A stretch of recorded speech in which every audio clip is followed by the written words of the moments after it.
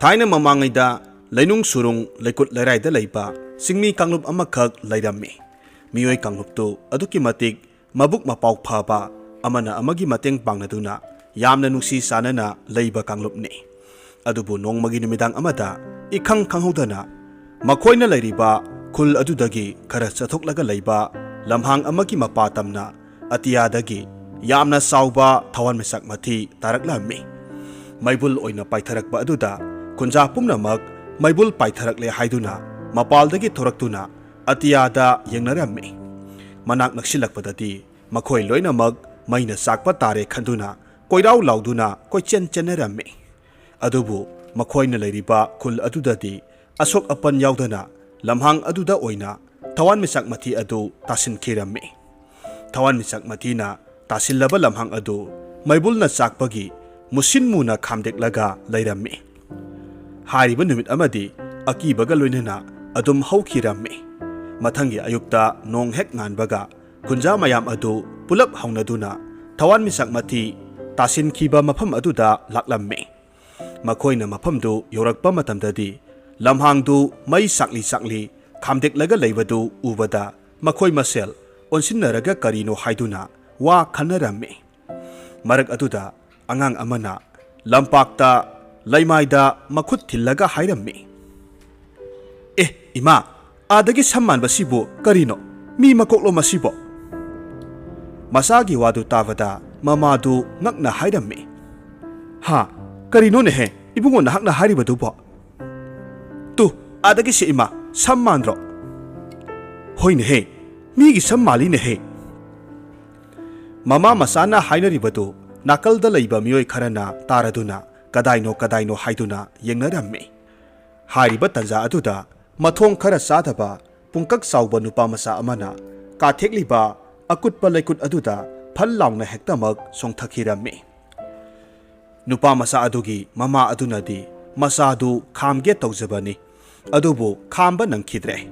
Makhong Yangba Masa Nupa Adu Karino Khangdaba Adugi Manaktamna Yangna Sangsinki Mataw Aduda Mamadu Yamna Pakatna Hairami Hai Ibunga Madu Paruno ko Imana Paruno Haribasini Haina Mamana Haribadu Tade Masanupa Adu Sammanba Adu Tap Pairaga Hektamak Singkhatlami Ngai Hakti Karisut Taude Aduna Nupa Masa Aduna Mayamda Madu Utlami Adubu Ikang Kanghodana Sammanba Adu Leng Chalaklami Yamna Thuna Nupa Masa Adubu Pulap Hekta Yomsin Kirami Mataw Aduda Mahaki Mama Adudi Manga Sap Manana Pakhatna Koirau Laurami Masanupa Adubu Kauduna Kappi Adubu Atai Mising Adudi Mafam Aduda Laiba Kiraduna Lau Khongnaduna Senakre Kuihaude Mitkupta Masi Lengtana Lairamba Sammanba Maming Khangdaba Jiba Aduna Leng Chalaktuna Kunja Miyam Singadu Loina Umsin Kirami Ngaihakki Matungda Thawai Loina Mangkraba Kunja Miyam Adu Loina Amuk Hingalaklammi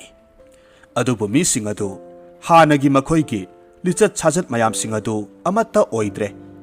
Tonganba Sagumba Mina Tabadongna Sa Amagi Maong Matau Tauraklammi Tasengbadi Mi Singadu Masa Masadabu Mi Oijabagi Wani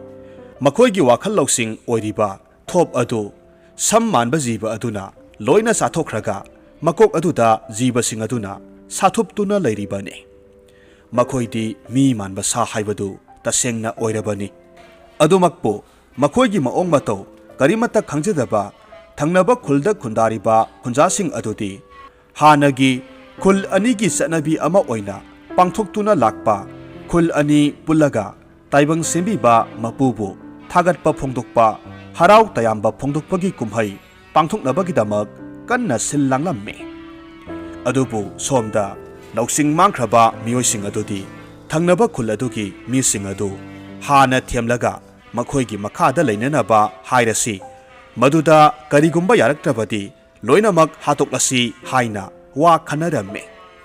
Asumna Wa Tanaringai Thangnaba Khuldagi Pauthang Lakpa Nupa Masa Amana Madu Thengnakhibadagi Lumlaga Lona Tarami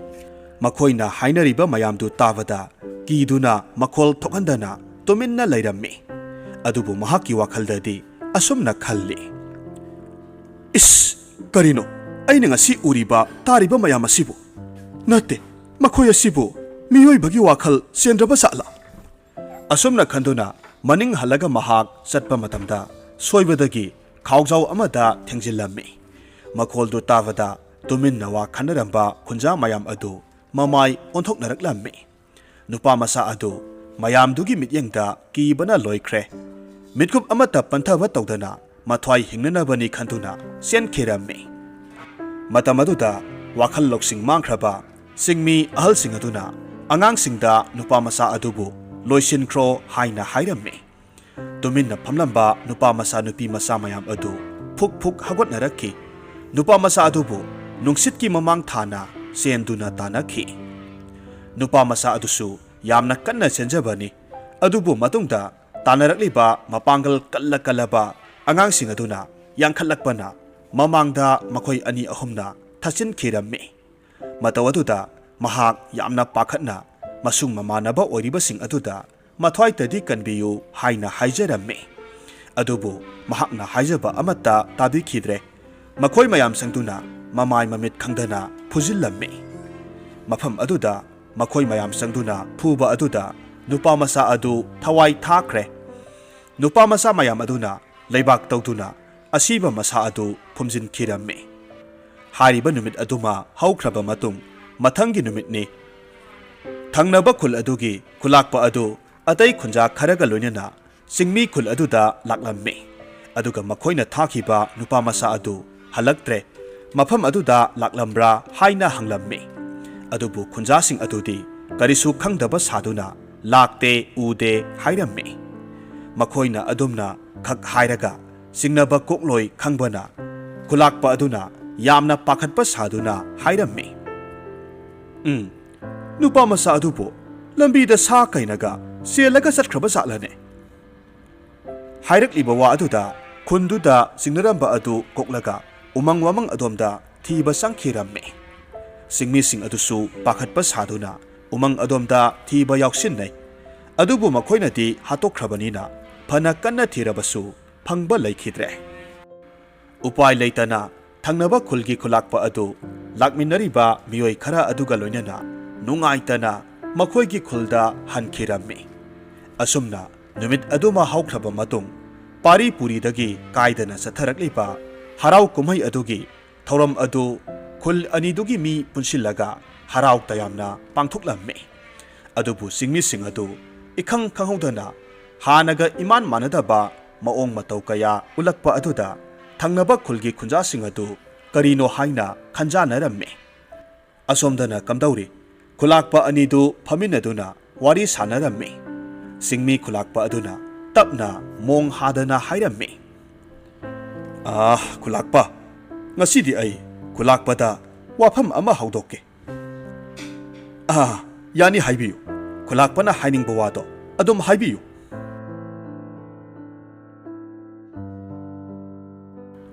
ꯆꯤꯡꯃꯤ ꯈꯨꯂꯥꯛꯄ ꯑꯗꯨꯅ ꯌꯥꯝꯅ ꯐꯖꯕ ꯃꯑꯣꯡꯗ ꯈꯨꯜ ꯑꯅꯤꯗꯨ ꯂꯥꯞꯅꯅ ꯂꯩꯕ ꯅꯨꯡꯉꯥꯏꯇꯦ,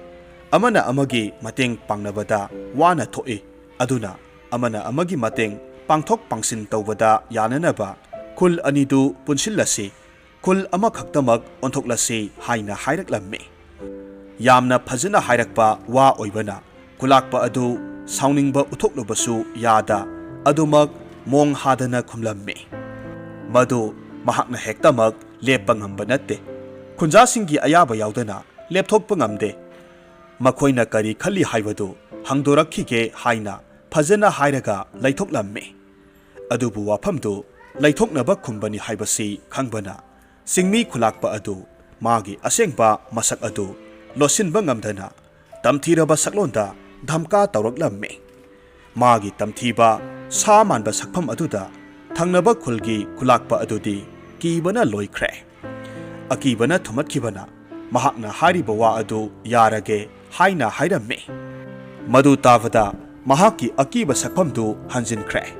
ꯃꯣꯃꯣꯟ ꯇꯧꯗꯨꯅ ꯈꯨꯂꯥꯛꯄꯗꯨ ꯅꯤꯡꯊꯤꯅ ꯐꯝꯍꯜꯂꯒ ꯃꯐꯤ ꯁꯦꯝꯍꯜꯂꯝꯃꯤ꯫ ꯑꯗꯨꯒ ꯎꯁꯤꯠꯇꯅ ꯍꯥꯏꯔꯝꯃꯤ, ꯑꯗꯨꯅꯤꯗꯅ, ꯉꯁꯥꯏꯅ ꯐꯖꯅ ꯍꯥꯏꯕꯗ ꯌꯥꯔꯝꯂꯒꯗꯤ ꯑꯀꯤ ꯑꯈꯪꯁꯨ ꯅꯪꯂꯝꯂꯣꯏꯗꯕꯅꯤ꯫ ꯈꯨꯂꯥꯛꯄꯗꯨ ꯀꯤꯕ ꯍꯦꯟꯃꯟꯈꯤꯕꯅ ꯋꯥ ꯑꯃꯠꯇ ꯉꯥꯡꯕ ꯉꯝꯗ꯭ꯔꯦ ꯇꯨꯃꯤꯟꯅ ꯐꯝꯃꯤ ꯑꯗꯨꯝ ꯇꯧꯗꯨꯅ ꯅꯝꯖꯥ ꯅꯝꯊꯦꯛꯅꯗꯨꯅ ꯈꯨꯜ ꯑꯅꯤꯗꯨ ꯄꯨꯟꯁꯤꯜꯂꯒ ꯑꯃꯇꯪ ꯑꯣꯏꯅ ꯑꯣꯟꯊꯣꯛꯂꯒ ꯑꯇꯣꯞꯄ ꯈꯨꯜꯒꯤ ꯃꯤꯁꯤꯡ ꯑꯗꯨ ꯃꯈꯣꯏꯅ ꯂꯣꯏꯂꯝ ꯂꯩꯕꯥꯛ ꯑꯃꯗꯒꯤ ꯐꯥꯔꯛꯂꯕ ꯂꯣꯏꯒꯨꯝꯅ ꯌꯥꯝꯅ ꯍꯟꯊꯅ ꯊꯕꯛ ꯏꯟꯈꯥꯡ ꯁꯨꯍꯟꯗꯨꯅ ꯂꯩꯍꯜꯂꯝꯃꯤ ꯈꯨꯜ ꯑꯗꯨ ꯂꯧꯁꯤꯜꯂꯕ ꯃꯇꯨꯡꯗꯁꯨ ꯆꯤꯡꯃꯤ ꯈꯨꯟꯖꯥꯁꯤꯡ ꯑꯗꯨ ꯄꯦꯟꯊꯣꯛꯄ ꯉꯝꯂꯝꯗꯦ ꯍꯦꯟꯅꯗꯨꯝ ꯃꯁꯥꯗ ꯑꯊꯣꯏ ꯅꯥꯄꯜ ꯀꯥꯗꯨꯅ ꯃꯥꯂꯦꯝ ꯑꯁꯤꯕꯨ ꯃꯈꯣꯏꯒꯤ ꯈꯨꯕꯥꯝꯅꯨꯡꯗ ꯊꯝꯕ ꯄꯥꯝꯂꯝꯃꯤ ꯑꯣꯏꯔꯛꯂꯤꯕ ꯃꯇꯧ ꯑꯗꯨꯗ ꯇꯥꯏꯕꯪ ꯁꯦꯝꯕꯤꯕ ꯃꯄꯨ ꯃꯍꯥꯛꯀꯤ ꯋꯥꯈꯜꯗ ꯃꯥꯂꯦꯝ ꯇꯥꯏꯕꯪꯄꯥꯟ ꯑꯁꯤ ꯐꯠꯇꯕꯁꯤꯡꯒꯤ ꯃꯈꯨꯠꯇ ꯃꯨꯠꯈꯤꯕ ꯇꯥꯔꯦ ꯍꯥꯏꯗꯨꯅ ꯈꯜꯂꯛꯂꯝꯃꯤ ꯃꯔꯝ ꯑꯁꯤꯅ ꯃꯥꯂꯦꯝ ꯑꯁꯤꯕꯨ ꯀꯟꯕꯤꯔꯒꯦ ꯈꯜꯂꯗꯨꯅ ꯊꯣꯡꯉꯥꯔꯦꯜ ꯀꯧꯕ ꯈꯨꯜ ꯑꯃꯗ ꯂꯩꯕꯤ ꯂꯥꯏ ꯌꯥꯝꯅ ꯅꯤꯡꯕꯤ ꯁꯨꯅꯨ ꯂꯦꯝꯕꯤ ꯀꯧꯕꯤ ꯃꯍꯥꯛꯀꯤ ꯁꯤꯌꯣꯝꯅꯨꯡꯗ ꯑꯃꯠꯇ ꯉꯥꯏꯔꯕ ꯂꯥꯏꯅꯤꯡꯊꯧꯒꯤ ꯃꯆꯥꯅꯨꯄꯥ ꯑꯗꯨꯕꯨ ꯅꯥꯎꯄꯨꯍꯜꯂꯝꯃꯤ ꯑꯗꯨꯃꯛꯄꯨ ꯁꯨꯅꯨ ꯂꯦꯝꯕꯤ ꯃꯍꯥꯛꯇꯤ ꯂꯩꯁꯥꯕꯤ ꯑꯣꯏꯕꯅ ꯑꯔꯥꯟꯕ ꯂꯤꯆꯠ ꯑꯃꯠꯇ ꯆꯠꯂꯨꯗꯅ ꯃꯍꯥꯛꯀꯤ ꯈꯣꯏꯖꯤ ꯈꯥꯗ ꯃꯤꯇꯝꯂꯛꯄ ꯑꯁꯤꯗ ꯑꯁꯨꯛꯀꯤ ꯃꯇꯤꯛ ꯄꯥꯈꯠꯄ ꯑꯀꯤꯕ ꯄꯣꯛꯂꯝꯃꯤ ꯁꯨꯅꯨ ꯂꯦꯝꯕꯤꯅ ꯈꯟꯖꯔꯝꯃꯤ ꯍꯦ ꯇꯥꯏꯕꯪ ꯐꯥꯎꯗ꯭ꯔꯤꯕ ꯅꯋꯥ ꯏꯃꯥꯅ ꯏꯆꯥꯕꯨ ꯅꯨꯡꯁꯤ ꯍꯥꯏꯗꯨꯅ ꯏꯆꯥꯒꯤ ꯊꯋꯥꯏ ꯀꯟꯕ ꯉꯝꯂꯣꯏꯗꯧꯔꯦ ꯈꯨꯟꯅꯥꯏꯒꯤ ꯑꯈꯨꯕ ꯃꯤꯠꯌꯦꯡ ꯈꯥꯗ ꯏꯃꯥꯅ ꯅꯍꯥꯛꯄꯨ ꯅꯥꯎꯌꯣꯛ ꯅꯥꯎꯀꯣꯟꯕ ꯉꯝꯒꯅꯤ ꯍꯥꯏꯕ ꯊꯥꯖꯗ꯭ꯔꯦ ꯑꯗꯨꯅ ꯉꯁꯤ ꯑꯍꯤꯡ ꯑꯁꯤꯗ ꯏꯃꯥ ꯏꯆꯥ ꯄꯨꯟꯅ ꯊꯋꯥꯏ ꯊꯥꯈ꯭ꯔꯁꯤ ꯑꯁꯨꯝꯅ ꯍꯥꯏꯅ ꯈꯟꯗꯨꯅ ꯎꯁꯥ ꯑꯃꯗ ꯊꯧꯔꯤ ꯌꯥꯟꯗꯨꯅ ꯊꯋꯥꯏ ꯊꯥꯒꯦ ꯍꯥꯏꯗꯨꯅ ꯊꯧꯔꯥꯡꯂꯝꯃꯤ ꯑꯗꯨꯕꯨ ꯃꯤꯠꯀꯨꯞ ꯑꯗꯨꯗ ꯃꯁꯛꯇꯤ ꯎꯗꯕ ꯈꯣꯟꯖꯦꯜ ꯑꯃꯅ ꯍꯥꯏꯔꯛꯂꯝꯃꯤ ꯍꯦ ꯇꯥꯏꯕꯪ ꯑꯣꯏꯕꯤ ꯏꯃꯣꯝ ꯅꯍꯥꯛꯀꯤ ꯈꯣꯏꯖꯤ ꯈꯥꯗ ꯃꯤꯇꯝꯂꯤꯕ ꯅꯋꯥ ꯑꯗꯨ ꯑꯆꯝꯕ ꯅꯠꯇꯦ ꯇꯥꯏꯕꯪ ꯁꯦꯝꯕ ꯃꯄꯨ ꯏꯕꯨꯡꯉꯣ ꯑꯩꯍꯥꯛꯀꯤ ꯑꯃꯠꯇ ꯉꯥꯏꯔꯕ ꯏꯆꯥꯅꯤ ꯃꯍꯥꯛ ꯑꯗꯨ ꯇꯥꯏꯕꯪꯗ ꯏꯆꯝ ꯆꯝꯅ ꯈꯣꯡꯗꯥꯕ ꯅꯠꯇꯦ ꯇꯥꯏꯕꯪꯄꯥꯟ ꯑꯁꯤꯕꯨ ꯀꯟꯕꯤꯒꯦ ꯍꯥꯏꯅ ꯈꯣꯡꯗꯥꯔꯤꯕꯅꯤ ꯅꯪꯅ ꯃꯤꯠꯀꯨꯞ ꯑꯗꯨꯗ ꯑꯔꯣꯏꯕ ꯑꯣꯏꯈ꯭ꯔꯕꯗꯤ ꯇꯥꯏꯕꯪꯄꯥꯟ ꯑꯁꯤꯕꯨ ꯃꯨꯠꯍꯟꯕꯗ ꯅꯪꯒꯤ ꯊꯧꯗꯥꯡ ꯆꯥꯎꯅ ꯌꯥꯎꯒꯗꯧꯔꯤ ꯃꯗꯨꯒꯤ ꯄꯥꯞꯅ ꯃꯄꯣꯛ ꯑꯃ ꯍꯥꯏꯕꯗꯣ ꯄꯣꯛꯄ ꯉꯝꯗꯅ ꯅꯣꯔꯣꯛ ꯍꯥꯏꯕ ꯃꯐꯝ ꯑꯗꯨꯗ ꯅꯄꯨꯟꯁꯤ ꯆꯨꯞꯄ ꯂꯩꯒꯅꯤ ꯍꯥꯏꯕꯁꯤ ꯀꯥꯎꯗꯕ ꯐꯩ ꯇꯥꯏꯕꯪ ꯃꯄꯨꯒꯤ ꯑꯗꯨꯛ ꯀꯜꯂꯕ ꯋꯥꯍꯩ ꯑꯗꯨꯗ ꯁꯨꯅꯨ ꯂꯦꯝꯕꯤ ꯃꯈꯨꯠꯇ ꯄꯥꯏꯔꯤꯕ ꯊꯧꯔꯤ ꯀꯣꯡꯒꯣꯏ ꯑꯗꯨ ꯍꯨꯛꯆꯤꯟꯕ ꯉꯝꯗ꯭ꯔꯦ ꯃꯈꯥꯗ ꯊꯥꯗꯈ꯭ꯔꯦ ꯃꯆꯤꯟꯗ ꯄꯥꯞ ꯍꯥꯏꯕ ꯑꯁꯨꯝꯅ ꯁꯣꯜꯂꯒ ꯃꯌꯨꯝ ꯇꯝꯅ ꯆꯪꯈꯤꯔꯝꯃꯤ ꯅꯥꯀꯜ ꯑꯃꯔꯣꯝꯗꯅ ꯆꯤꯡꯃꯤ ꯈꯨꯜ ꯑꯗꯨꯒꯤ ꯈꯨꯟꯖꯥ ꯃꯌꯥꯝ ꯑꯗꯨ ꯑꯇꯣꯞꯄ ꯃꯈꯣꯏꯒ ꯊꯪꯅꯅ ꯂꯩꯕ ꯈꯨꯜꯁꯤꯡ ꯑꯗꯨ ꯂꯧꯁꯤꯟꯅꯅꯕ ꯋꯥ ꯈꯟꯅꯔꯝꯃꯤ ꯀꯔꯤꯒꯨꯝꯕ ꯃꯈꯣꯏꯅ ꯍꯥꯏꯕ ꯌꯥꯗꯕ ꯈꯨꯜ ꯑꯗꯨ ꯇꯨꯝꯅ ꯍꯥꯠꯇꯣꯛꯄ ꯍꯥꯏꯅ ꯈꯟꯅꯔꯝꯃꯤ ꯑꯁꯨꯝꯅ ꯈꯨꯜ ꯑꯃ ꯑꯅꯤ ꯀꯤꯍꯟ ꯈꯪꯍꯜꯂꯒ ꯂꯧꯁꯤꯜꯂꯝꯃꯤ ꯑꯁꯣꯝꯗꯅ ꯁꯨꯅꯨ ꯂꯦꯝꯕꯤꯒꯤ ꯈꯣꯏꯖꯤ ꯈꯥꯗ ꯅꯥꯎꯄꯨꯔꯤꯕ ꯑꯉꯥꯡ ꯑꯗꯨ ꯊꯥ 5 ꯍꯥꯏꯔꯛꯂꯦ ꯃꯇꯝ ꯑꯗꯨꯗꯗꯤ ꯐꯅ ꯂꯣꯠꯁꯤꯟꯅꯕ ꯍꯣꯠꯅꯔꯕꯁꯨ ꯌꯥꯔꯛꯇ꯭ꯔꯦ ꯃꯤꯌꯥꯝꯅ ꯅꯤꯟꯐꯨꯡ ꯀꯔꯤ ꯃꯇꯧꯅꯣ ꯍꯥꯏꯅ ꯁꯣꯟꯅꯕ ꯍꯧꯔꯛꯂꯦ ꯈꯔ ꯃꯤꯉꯝꯕꯤ ꯅꯨꯄꯤ ꯈꯔꯗꯤ ꯃꯃꯥꯡꯗ ꯐꯣꯡꯅ ꯍꯦꯛꯇꯃꯛ ꯃꯥꯕꯨ ꯀꯔꯦꯝ ꯀꯊꯥꯏꯅꯕ ꯍꯧꯔꯛꯂꯦ ꯑꯗꯨꯕꯨ ꯁꯨꯅꯨ ꯂꯦꯝꯕꯤ ꯇꯥꯏꯕꯪ ꯁꯦꯝꯕꯤꯕ ꯃꯄꯨꯅ ꯍꯥꯏꯔꯝꯕ ꯃꯌꯥꯝ ꯑꯗꯨꯅ ꯅꯨꯡꯉꯥꯏꯇꯕ ꯏꯀꯥꯏꯕ ꯄꯨꯝꯅꯃꯛ ꯈꯥꯡꯂꯝꯃꯤ ꯃꯍꯥꯛꯀꯤ ꯃꯇꯧ ꯑꯗꯨꯗ ꯄꯦꯟꯗ꯭ꯔꯗꯨꯅ ꯃꯍꯥꯛꯀꯤ ꯑꯄꯣꯛꯄꯤꯅ ꯁꯥꯎꯅ ꯍꯥꯏꯔꯝꯃꯤ ꯑꯉꯥꯡ ꯑꯁꯤꯒꯤ ꯃꯄꯥ ꯑꯁꯤ ꯀꯅꯥꯅꯣ ꯍꯥꯏꯌꯨ ꯍꯥꯏꯅ ꯍꯟꯖꯤꯟ ꯍꯟꯖꯤꯟ ꯍꯪꯂꯝꯃꯤ ꯃꯃꯥꯅ ꯐꯅ ꯍꯪꯂꯕꯁꯨ ꯃꯆꯥꯅꯨꯄꯤ ꯑꯗꯨꯅꯗꯤ ꯋꯥ ꯂꯥꯡ ꯑꯃꯠꯇ ꯉꯥꯡꯗꯅ ꯇꯨꯃꯤꯟꯅ ꯑꯗꯨꯃꯛ ꯂꯩꯔꯝꯃꯤ ꯃꯇꯧ ꯑꯗꯨꯗ ꯍꯦꯟꯅ ꯁꯥꯎꯅꯤꯡꯂꯗꯨꯅ ꯃꯤꯒꯤ ꯃꯤꯅꯣꯛ ꯃꯩꯁꯥ ꯃꯌꯥꯝ ꯄꯨꯝꯅꯃꯛ ꯃꯆꯥꯅꯨꯄꯤꯗ ꯍꯩꯊꯗꯨꯅ ꯆꯩꯔꯝꯃꯤ ꯃꯇꯝ ꯑꯗꯨꯗ ꯁꯨꯅꯨ ꯂꯦꯝꯕꯤ ꯍꯤꯛ ꯍꯤꯛ ꯀꯞꯇꯨꯅ ꯃꯃꯥꯗ ꯑꯁꯦꯡꯕ ꯄꯨꯝꯅꯃꯛ ꯍꯥꯏꯗꯣꯔꯛꯂꯝꯃꯤ ꯃꯆꯥꯒꯤ ꯋꯥꯗꯨ ꯇꯥꯕꯗ ꯃꯃꯥ ꯑꯗꯨꯗꯤ ꯉꯛꯄꯗ ꯈꯝ ꯊꯦꯡꯈ꯭ꯔꯦ ꯃꯃꯥꯅ ꯍꯥꯏꯔꯝꯃꯤ ꯃꯗꯨꯕꯨ ꯀꯔꯝꯅ ꯑꯣꯏꯕ ꯌꯥꯒꯗꯧꯔꯤꯕꯅꯣ ꯃꯗꯣ ꯀꯅꯥꯃꯠꯇꯅ ꯊꯥꯖꯕ ꯉꯝꯂꯣꯏꯗꯕ ꯋꯥꯅꯤꯅꯦ ꯏꯃꯥꯒꯤ ꯏꯕꯦꯝꯃ ꯅꯍꯥꯛꯄꯣ ꯑꯁꯨꯝꯅ ꯍꯥꯏꯗꯨꯅ ꯃꯃꯥꯅ ꯄꯦꯟꯗꯅ ꯋꯥꯈꯜ ꯊꯦꯜꯂꯤꯗ ꯍꯥꯏꯗꯨꯅ ꯃꯆꯥꯗ ꯆꯩꯔꯝꯃꯤ ꯑꯁꯣꯝꯗꯅ ꯆꯤꯡꯃꯤꯁꯤꯡꯒꯤ ꯈꯨꯜ ꯑꯗꯨꯗ ꯅꯍꯥ ꯑꯃ ꯄꯔꯞ ꯄꯔꯞ ꯆꯪꯂꯛꯂꯒ ꯈꯨꯂꯥꯛꯄꯗ ꯅꯣꯂꯨꯛꯄ ꯃꯇꯧ ꯎꯠꯂꯒ ꯍꯥꯏꯔꯝꯃꯤ ꯈꯨꯂꯥꯛꯄ ꯁꯣꯝꯗ꯭ꯔꯦꯜ ꯈꯨꯜꯗꯨꯗꯤ ꯑꯩꯈꯣꯏꯅ ꯍꯥꯏꯕꯗ ꯌꯥꯔꯣꯏ ꯍꯥꯏꯔꯛꯂꯦ ꯋꯥꯐꯝꯗꯨ ꯇꯥꯕꯗ ꯈꯨꯂꯥꯛꯄꯗꯨ ꯃꯩ ꯍꯧꯅ ꯁꯥꯎꯔꯝꯃꯤ ꯈꯨꯗꯛꯇ ꯂꯥꯟ ꯇꯧꯅꯅꯕ ꯁꯦꯝ ꯁꯥꯔꯣ ꯍꯥꯏꯔꯝꯃꯤ ꯈꯨꯂꯥꯛꯄꯒꯤ ꯌꯥꯊꯪ ꯐꯪꯕꯗ maroi manau pumnamak lan tanabagidhamak sem sakhre asomda somrel khulda pau hek tabaga safi lanphi sesinduna makhoigi maram adubu kandaba yade haiduna makhutta khulai setna painaduna langidamak sem saramme nakal amaromdana sunu lembigi khulda masin chatpa kharana irang hauraktuna laisabi mironbi khul aduda laihanba yaroi lamdam nagani haiduna ihau sagatlaga makhoigi mayum tamna thomjinnaraklamme tawrakliba matawaduda mama aduna masanupi adubu mirak narak yenglaga nakal amada thaidok khiramme khunja mayam adu yomda thomjilaktuna mama masa adubu khuldagi thuna thadoktuna satkinaba haiduna wa hairaklamme upai leitabadagi mama ibemadu wa amata haijaba ngamdana mapot masai khara yomsilaga masanupibu thaidoklamliba adom maikai tamna satkhre asomdana singmi khunja sing aduga somrelgi khunja singa akanba maongda lan soknaramme ahanbadadi amana amada henjinba pak ngamlamde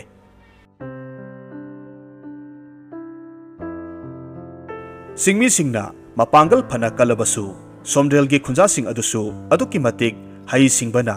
amana amada henjinba ngamde adubu phana kusilaklabada singmi sing adu phana thina soktuna siduna tabasu yawraklamme adubu ngaihakki matungda wakhal mangluraga wantharubagum hiplambadagi makhoi phuk phuk hagon araklamme oirakliba matawaduda somrelgi khunja sing ngakbana loikhre makhoina sonai is kari matauno tawriba asidi siraba mising asi karamna hingalakibano matamasida makhoigi khulgi khulakpa aduna hairaklamme mayam pumnamak kibiganu haujikti aikhoigi aronba khulai adugi mathau tare nakut nakutta khulai setna painaro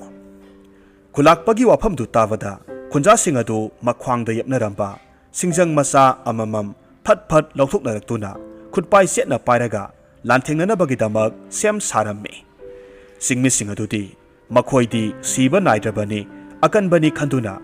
makhoigi sagi saktamdu uthoraktuna atopa miyoi sing aduda songsillamme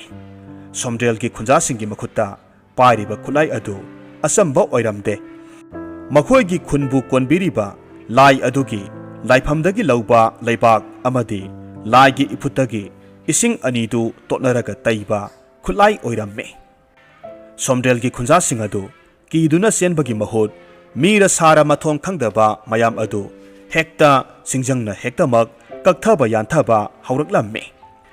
hanadi singmi sing adu phana thina soknabasu ikui kuidana asokpa adu hektamak oisinkhibani adubu mitkup adudadi singjang aduna yankhiba sokhiba mafam adu oisinba ngamlamde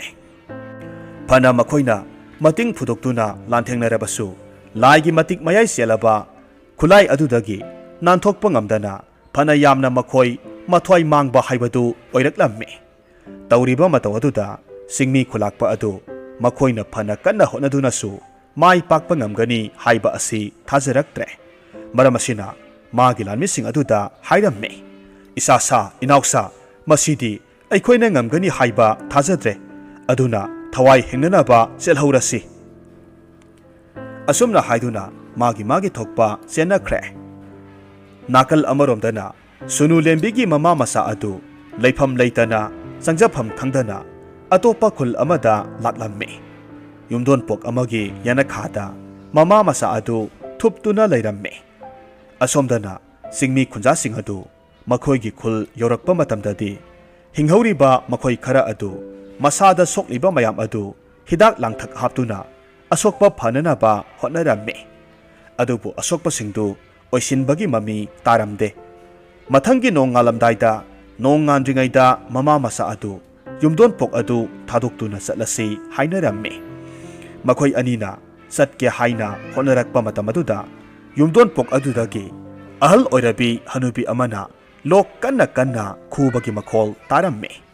adumna ahal amana wana khuba amadi mateng pangbinaba kana leitaba mataw aduda sunu lembi makhong thangduna satpa ngamdre mamada imungda sanglaga hanubi adugi mateng panglusi haina hairamme Masanupina sasi yadrabada upai leita adumak thongjin adomda sangsilli tapna thong adubu thilamme makol aduda hanubi aduna lok khuraduna kanano haina hanglaklamme sunu lembi singnaba leitana ngarang ahing yanakha aduda thuptuna leibani lok khubagi khonjal tabada pakhatna hangjabani haina asengba hairamme matamaduda ahalduna hairamme mahak masa yamna ngamdre phamungdagi haugat kangkhatpa ngamdana leiribani ising khawrang mankhraduna lok khubani hairamme sunu lembina amuk pakhatna hangi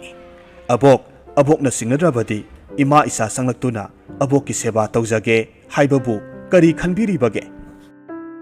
wafam aduda ahal adu mamittagi mapi takiba khanghaude apokpa masa mamauna sijakhro haiduna hundoklamlaba ahalni adubu ngasita thengnaba makhoina seba tawbige hairakpa asida mahak mabukning yamna nuksiramme aduna khonjel tanik hairakki thongdu setna londabani illaga sanglau hairamme mama masa sangduna ahal adugi seba tawramme asomdana kamdauri nong ngan thoraklaba phawada singmi kangbu adu asokpadu sukhan hanjilamde oiriba mataw aduda adumna adum lairabadi makhoi asokpa aduna maram oiraga makhoi tapna sirakpa yabagi phibam oirakle maram aduna asomna asum laithokpa sumde karigumba khara tawbana phagani khanaramme asum khanarakpada somrelgi khunja singna laigi matiktagi makhoigi makhuttagi nanthokibani aduga laigi matik yawba khulaina makhoibu maithiba piduna sokhallakpani maramaduna makhoibu maithiba piba ngamnanaba lai phattaba tainaduna lai phattabadagi matik mayai lawduna masa phahallasi aduga somrel khunbuna tumna hatlasi haina khannaramme lepna khibagi matungina lai phattaba thauninaba potlam sairam pumnamak langsille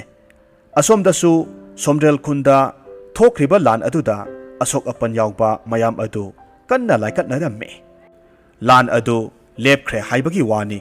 makha tana kari tawrakani haiba khangdabana yamna kanna section thaurang laukhatlamme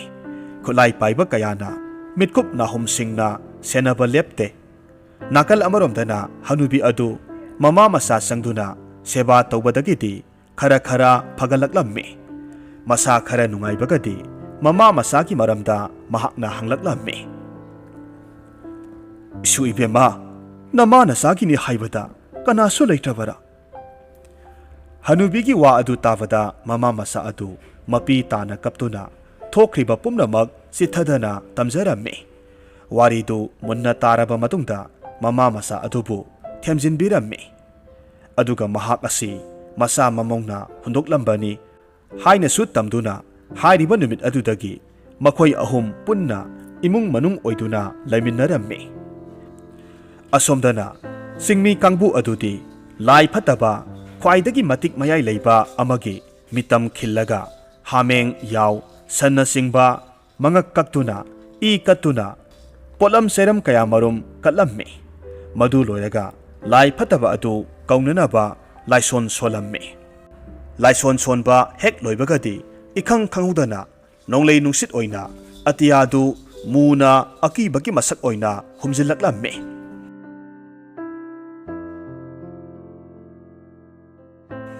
ngaihakki matungdadi lai phataba adugi mitam aduda lai phataba adugi thawai adu hek paisin kibaga mitam adu thawai palaklamme lengba haurakki mataw aduda singmi sing adudi makhut lonaduna lai phataba adugi mingkhai solamme lai phataba adudi khakna noktuna hairamme karino nakhoina karino pamlibase lai phataba aduna asumna hairakpa aduda singmi kangbu aduna makhoina pamliba pumnamak tamlamme ikheng thakpa pamba lai adudi makhoigi apamba adu thunghange mangonda migi I leptana pithau hairamme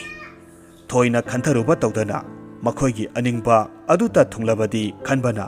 lai phatabaduna haiba adumak tawjage haina makhoisu khumme loinana makhoigi masada sokliba adugi maramda lai phataba aduda haiduna ꯁꯣꯛꯂꯤꯕ ꯑꯗꯨ ꯎꯠꯂꯝꯃꯤ꯫ ꯃꯇꯝ ꯑꯁꯤꯗ ꯂꯥꯏ ꯐꯠꯇꯕ ꯑꯗꯨꯅ ꯍꯥꯏꯔꯝꯃꯤ ꯃꯗꯨꯗꯤ ꯀꯔꯤꯁꯨ ꯂꯩꯕ ꯊꯕꯛ ꯅꯠꯇꯦ, ꯂꯥꯎ ꯑꯩꯒꯤ ꯏꯅꯥꯛꯇ ꯆꯪꯂꯛꯎ, ꯑꯩ ꯐꯍꯟꯒꯦ꯫ ꯃꯇꯧ ꯑꯁꯨꯝ ꯇꯧꯅ ꯂꯥꯏ ꯐꯠꯇꯕ ꯑꯗꯨꯅ ꯁꯣꯛꯂꯤꯕ ꯄꯨꯝꯅꯃꯛ ꯐꯍꯜꯂꯝꯃꯤ꯫ ꯊꯪꯅꯕꯗ ꯂꯩꯕ ꯈꯨꯜ ꯃꯈꯩꯁꯤꯡꯁꯨ ꯃꯊꯛ ꯃꯈꯥ ꯑꯣꯟꯗꯨꯅ ꯃꯈꯣꯏꯅ ꯅꯩꯕ ꯍꯧꯔꯛꯈꯤ꯫ ꯍꯥꯏꯔꯤꯕ ꯄꯥꯎꯁꯤ ꯇꯥꯕꯗ ꯁꯣꯝꯗ꯭ꯔꯦꯜ ꯈꯨꯜꯗ ꯃꯈꯣꯏꯗꯁꯨ ꯀꯔꯤ ꯇꯧꯔꯛꯀꯅꯤ ꯍꯥꯏꯕ ꯈꯪꯗꯕꯅ ꯆꯦꯛꯁꯤꯟ ꯊꯧꯔꯥꯡ ꯂꯧꯈꯠꯂꯝꯃꯤ꯫ ꯅꯥꯀꯜ ꯑꯃꯔꯣꯝꯗꯅ ꯁꯨꯅꯨ ꯂꯦꯝꯕꯤꯗꯨ ꯃꯀꯨꯝ ꯃꯊꯥ ꯁꯨꯔꯗꯨꯅ ꯑꯉꯥꯡ ꯎꯅꯕꯒꯤ ꯃꯇꯝ ꯑꯣꯏꯔꯛꯂꯝꯃꯤ꯫ ꯂꯥꯏꯒꯤ ꯅꯣꯡꯗꯝꯗꯒꯤ ꯎꯆꯤꯟ ꯅꯥꯆꯤꯟꯅ ꯃꯁꯛ ꯃꯇꯧ ꯐꯖꯔꯕ ꯃꯆꯥꯅꯨꯄꯥ ꯑꯃ ꯐꯪꯖꯔꯝꯃꯤ꯫ ꯑꯁꯨꯝꯅ ꯍꯥꯏꯔꯤꯕ ꯅꯨꯃꯤꯠ ꯑꯗꯨꯃ ꯍꯧꯈ꯭ꯔꯕ ꯃꯇꯨꯡ ꯆꯤꯡꯃꯤ ꯀꯥꯡꯂꯨꯞ ꯑꯗꯨꯗꯤ ꯂꯥꯟꯃꯤ ꯇꯦꯡꯒꯣꯜ ꯁꯦꯝꯒꯠꯂꯒ ꯈꯨꯜ ꯀꯌꯥ ꯀꯌꯥ ꯈꯨꯗꯨꯝ ꯆꯟꯁꯤꯟꯅꯕꯒꯤꯗꯃꯛ ꯈꯣꯡꯁꯥꯜꯂꯛꯂꯝꯃꯤ꯫ ꯁꯣꯝꯗꯅ ꯀꯝꯗꯧꯔꯤ? ꯄꯣꯛꯄꯗ ꯉꯥꯏꯔꯤꯕ ꯑꯉꯥꯡ ꯑꯗꯨ ꯌꯥꯝꯅ ꯊꯨꯅ ꯆꯍꯤ ꯐꯥꯔꯕ ꯑꯉꯥꯡꯒꯨꯝꯅ ꯆꯥꯎꯈꯠꯂꯛꯂꯝꯃꯤ꯫ ꯃꯇꯧ ꯑꯗꯨꯗ ꯃꯃꯥ ꯃꯕꯣꯛ ꯃꯕꯦꯟ ꯃꯈꯣꯏꯗꯤ ꯉꯛꯄꯗ ꯂꯣꯏꯈ꯭ꯔꯦ꯫ ꯑꯁꯣꯝꯗꯅ ꯑꯃꯨꯛ ꯑꯇꯣꯞꯄ ꯈꯨꯜ ꯀꯌꯥ ꯀꯌꯥ ꯂꯥꯏꯅ ꯂꯧꯁꯤꯟꯕ ꯉꯝꯂꯒꯁꯨ ꯁꯣꯝꯗ꯭ꯔꯦꯜ ꯈꯨꯜ ꯑꯗꯨꯗꯤ ꯀꯔꯤꯁꯨ ꯇꯧꯕ ꯉꯝꯗꯕ ꯑꯗꯨꯗ ꯃꯈꯣꯏꯒꯤ ꯃꯄꯨ ꯏꯕꯨꯡꯉꯣ ꯂꯥꯏ ꯐꯠꯇꯕꯒꯤ ꯃꯇꯦꯡ ꯂꯧꯗꯨꯅ ꯈꯨꯜ ꯑꯗꯨꯕꯨ ꯂꯧꯁꯤꯟꯗꯕ ꯌꯥꯗꯦ ꯍꯥꯏꯗꯨꯅ ꯈꯨꯂꯥꯛꯄ ꯑꯗꯨꯅ ꯈꯜꯂꯝꯃꯤ꯫ ꯃꯔꯝ ꯑꯁꯤꯅ ꯈꯨꯂꯥꯛꯄꯅ ꯂꯥꯏ ꯐꯠꯇꯕ ꯑꯗꯨꯕꯨ ꯏꯔꯥꯠ ꯊꯧꯅꯤ ꯇꯧꯗꯨꯅ ꯀꯧꯔꯝꯃꯤ꯫ ꯂꯥꯏ ꯐꯠꯇꯕ ꯑꯗꯨ ꯈꯨꯗꯛ ꯑꯗꯨꯃꯛꯇꯗ ꯊꯣꯔꯛꯂꯝꯃꯤ ꯑꯗꯨꯒ ꯍꯥꯏꯔꯛꯈꯤ, ꯅꯈꯣꯏꯅ ꯍꯥꯏꯅꯤꯡꯕꯗꯣ ꯍꯥꯏꯔꯣ꯫ ꯅꯈꯣꯏꯅ ꯀꯧꯔꯛꯂꯤꯕꯁꯦ ꯑꯩ ꯇꯨꯝꯕ ꯌꯥꯝꯅ ꯀꯥꯏꯅꯦ꯫ ꯃꯃꯥꯡꯗ ꯂꯥꯛꯈꯤꯕ ꯃꯇꯧ ꯑꯗꯨꯒ ꯍꯟꯗꯛ ꯂꯥꯛꯂꯤꯕ ꯃꯇꯧ ꯑꯁꯤꯒ ꯌꯥꯝꯅ ꯈꯦꯠꯅꯕ ꯑꯗꯨꯗ ꯃꯈꯣꯏ ꯑꯃꯒ ꯑꯃꯒ ꯌꯦꯡꯅꯗꯨꯅ ꯀꯔꯤ ꯑꯁꯣꯏꯕ ꯌꯥꯎꯔꯕꯒꯦ ꯍꯥꯏꯗꯨꯅ ꯁꯣꯟꯅꯔꯝꯃꯤ꯫ ꯃꯈꯣꯏꯅ ꯁꯣꯟꯅꯕꯗꯨ ꯇꯥꯔꯗꯨꯅ ꯂꯥꯏ ꯐꯠꯇꯕ ꯑꯗꯨꯅ ꯍꯥꯏꯔꯝꯃꯤ, ꯆꯤꯡꯅꯒꯅꯨ, ꯃꯃꯥꯡꯗ ꯂꯥꯛꯄꯗꯣ ꯑꯗꯨꯒ ꯑꯩꯒ ꯐꯥꯏꯕꯣꯛꯅꯤ, ꯃꯍꯥꯛꯅ ꯏꯌꯥꯝꯕꯅꯤ, ꯑꯗꯨꯒ ꯑꯩꯅ ꯃꯅꯥꯎꯅꯤ꯫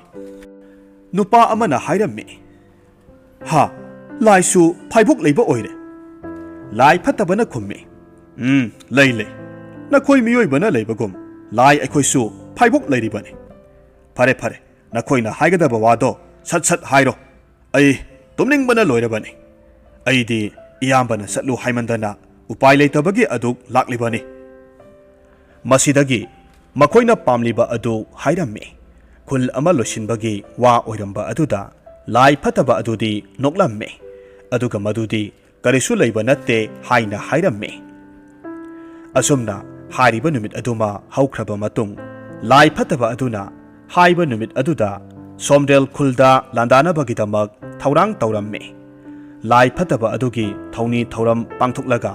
ꯅꯨꯃꯤꯗꯥꯡ ꯑꯃꯗ ꯍꯦꯛꯇꯃꯛ ꯂꯥꯟꯗꯥꯁꯤꯜꯂꯝꯃꯤ꯫ ꯑꯍꯥꯟꯕꯗꯗꯤ ꯁꯣꯝꯗ꯭ꯔꯦꯜ ꯈꯨꯜꯒꯤ ꯈꯨꯟꯖꯥꯁꯤꯡꯅ ꯃꯈꯣꯏꯒꯤ ꯂꯥꯏꯒꯤ ꯃꯇꯤꯛ ꯆꯦꯟꯕ ꯁꯤꯡꯖꯪ ꯑꯗꯨꯅ ꯆꯤꯡꯃꯤ ꯀꯥꯡꯕꯨꯁꯤꯡ ꯑꯗꯨꯕꯨ ꯌꯥꯟꯊꯗꯨꯅ ꯏꯔꯥꯏ ꯂꯥꯏꯅ ꯂꯣꯏꯁꯤꯜꯂꯝꯃꯤ꯫ ꯑꯗꯨꯕꯨ ꯍꯥꯏꯔꯤꯕ ꯇꯟꯖꯥ ꯑꯗꯨꯗ ꯂꯥꯏ ꯐꯠꯇꯕ ꯑꯗꯨ ꯇꯝꯊꯤꯕ ꯁꯛꯂꯣꯟꯗ ꯃꯌꯥꯗ ꯃꯩꯕꯨꯜ ꯀꯥꯝꯂꯒ ꯊꯦꯡꯅꯕ ꯃꯤ ꯃꯌꯥꯗ ꯎꯝꯁꯤꯟꯗꯨꯅ ꯈꯨꯜ ꯑꯗꯨꯕꯨ ꯅꯩꯈꯥꯏꯕ ꯍꯧꯔꯛꯂꯝꯃꯤ꯫ ꯈꯨꯜ ꯑꯗꯨꯁꯨ ꯂꯧꯁꯤꯟꯕ ꯉꯝꯂꯕꯗ ꯃꯈꯣꯏꯗꯤ ꯍꯔꯥꯎꯕꯒꯤ ꯉꯝꯈꯩ ꯂꯩꯔꯝꯗꯦ꯫ ꯅꯣꯛꯈꯦꯗꯨꯅ ꯍꯔꯥꯎꯕ ꯐꯣꯡꯗꯣꯛꯂꯝꯃꯤ, ꯌꯨ ꯊꯛꯇꯨꯅ ꯉꯥꯎꯗꯨꯅ ꯂꯩꯔꯝꯃꯤ꯫ ꯑꯁꯨꯝꯅ ꯂꯩꯔꯤꯉꯩ ꯏꯊꯥ ꯊꯥꯖꯗꯅ ꯂꯥꯏ ꯐꯠꯇꯕ ꯑꯗꯨꯅ ꯆꯤꯡꯃꯤ ꯀꯥꯡꯂꯨꯞꯁꯤꯡ ꯑꯗꯨ ꯅꯩꯈꯥꯏꯕ ꯍꯧꯔꯛꯂꯕꯗ ꯅꯨꯄꯤ ꯑꯉꯥꯡꯁꯤꯡ ꯈꯥꯔꯥꯏ ꯈꯪꯗꯅ ꯎꯄꯥꯏ ꯂꯩꯇꯅ ꯀꯣꯏꯆꯦꯟ ꯆꯦꯟꯅꯔꯝꯃꯤ꯫ ꯃꯈꯣꯏꯒꯤ ꯃꯇꯦꯡ ꯄꯥꯡꯕꯤꯔꯤꯕꯅꯤ ꯈꯜꯂꯨꯕꯗꯨ ꯃꯈꯣꯏꯗ ꯑꯣꯟꯁꯤꯜꯂꯛꯄ ꯑꯗꯨꯗ ꯎꯄꯥꯏ ꯂꯩꯇꯅ ꯃꯈꯨꯠ ꯂꯣꯟꯅꯗꯨꯅ ꯈꯨꯂꯥꯛꯄ ꯑꯗꯨꯅ ꯍꯥꯏꯔꯝꯃꯤ, ꯏꯄꯥ ꯏꯕꯨꯡꯉꯣ, ꯅꯆꯥ ꯅꯅꯥꯏ ꯑꯣꯏꯕ ꯑꯩꯈꯣꯏꯗꯤ ꯏꯄꯥꯒꯤ ꯃꯐꯝꯗ ꯆꯪꯖꯈ꯭ꯔꯕꯅꯤ, ꯑꯩꯈꯣꯏꯒꯤ ꯊꯋꯥꯏ ꯑꯁꯤꯗꯗꯤ ꯂꯧꯕꯤꯒꯅꯨ꯫ ꯂꯥꯏ ꯐꯠꯇꯕ ꯑꯗꯨꯅ ꯈꯨꯂꯥꯛꯄꯒꯤ ꯃꯅꯥꯛꯇ ꯄꯥꯏꯁꯤꯜꯂꯛꯇꯨꯅ ꯅꯍꯥꯛ ꯑꯃꯗꯤ ꯍꯥꯠꯄꯤꯔꯔꯣꯏ ꯍꯥꯏꯔꯝꯃꯤ꯫ ꯑꯁꯨꯝꯅ ꯃꯊ꯭ꯋꯥꯏ ꯍꯤꯡꯂꯕꯗ ꯈꯨꯂꯥꯛꯄ ꯑꯗꯨ ꯅꯦ ꯇꯥꯕꯒꯤ ꯁꯣꯔ ꯑꯃ ꯍꯣꯟꯗꯣꯛꯆꯔꯝꯃꯤ꯫ ꯍꯥꯏꯔꯤꯕ ꯅꯨꯃꯤꯠ ꯑꯗꯨꯗ ꯂꯥꯏ ꯐꯠꯇꯕ ꯑꯗꯨꯅ ꯍꯥꯠꯄꯤꯈꯤꯗ꯭ꯔꯕ ꯃꯈꯣꯏ ꯈꯔ ꯑꯗꯨ ꯃꯍꯥꯛꯀꯤ ꯃꯤꯅꯥꯏ ꯑꯣꯏꯗꯨꯅ ꯃꯍꯥꯛꯅ ꯇꯧ ꯍꯥꯏꯕ ꯈꯨꯗꯤꯡꯃꯛ ꯇꯧꯗꯨꯅ ꯂꯩꯔꯝꯃꯤ꯫ ꯂꯥꯏ ꯐꯠꯇꯕ ꯑꯗꯨꯅ ꯀꯝꯗꯧꯔꯤ? ꯃꯥꯂꯦꯝ ꯑꯁꯤ ꯑꯃꯨꯛꯇꯪ ꯃꯥꯡꯍꯟꯕ ꯍꯥꯏꯕꯁꯤ ꯃꯍꯥꯛꯀꯤ ꯂꯦꯡꯗ꯭ꯔꯕ ꯄꯥꯟꯗꯝ ꯑꯣꯏꯔꯝꯃꯤ꯫ ꯃꯔꯝ ꯑꯁꯤꯅ ꯃꯍꯥꯛꯅ ꯆꯠꯅꯤꯡꯕ ꯃꯐꯝ ꯈꯨꯗꯤꯡ ꯆꯠꯇꯨꯅ ꯊꯦꯡꯅꯕ ꯑꯣꯠꯄ ꯅꯩꯕ ꯂꯦꯞꯂꯝꯗꯦ꯫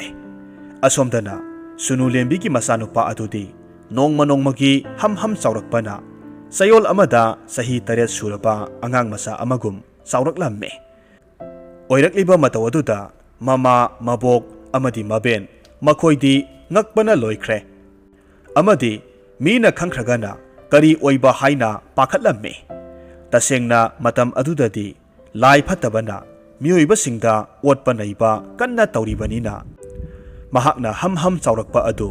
lai phataba oina khankhrabadi kari oini haina singnaramme asumna pakhatuna leiringai lai phataba aduna makhoina leiriba khul aduda otpa naiba hauraklamme lai phatabagi khonjel adu tabada angang masa adudi yamna sauramme angang masa aduna asumna hairamme iya usitaba saine ai ama leina leina taibang miyoibada otpa naiba sai warakke do ngasidi asumna haiduna makhong thanglaga lai phatabadugi maikairomda thangba hauраmme somdana lai phataba aduna misam miyam kaya hatlamme adubu talak aduda magi matungdagi angang aduna nungdum amana thomlaklamme aduga hairamme hai ikai khangdaba maithaba namaidu somda onthorau angang adugi khonpham khonda aduda lai phataba aduna hairamme masong pak naidaba kanano asum haiduna mamai onthorakpada angang adu ubamaktada taibang sembiba mapugi amatta ngairaba masanupani haibasi mahakna khanglamme adubu taibang mi oina poklabanina karisu tauba ngamloi haina khanduna usitana nangumba angangna usittaba yaba natte haina seiduna mayadagi maibul kamthoraklamme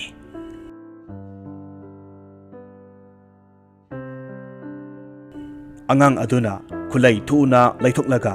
nakalda taramba nungjaw ama tap khungatli lai phataba adugi maraibak tabna langsille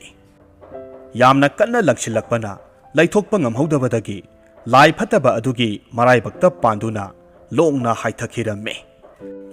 adubu kuide amuk hawgalaklaga saungna manakta lairamba yum ama hektamak phuklaga angang adu tamna langsillamme yumjaw adu langsilakpa matamda laithokpa nanghodabadagi angang adu nansinkhre matawaduda lai phataba adu angang adu siramlagani khanduna yamna usitana noklamme adubu mitkup aduda angang ge saklon lauramba taibang sembiba mapu mahaki masanupa adudi nganglaga masa adu asum saukhalakpadadi lai phataba adudagi hena sauba henkiramme aduga yamna sauna lai phataba adubu leimaida phi subadongna haidatlamme phara phara haidatlaba matungda lai phataba adu pharak pharak taraba kanda makhong makhut punsilaga malem leimai adubu segairaga mai sakliba manung aduda langsin khiramme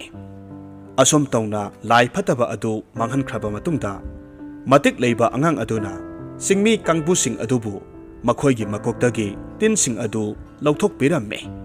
aduga sikhraba mi sing adugi aroiba mathau mangam adusu pangthoklamme mataw asum tawbadagi hanagumna amok ingna sikna panba malem ama haibadu oikiramme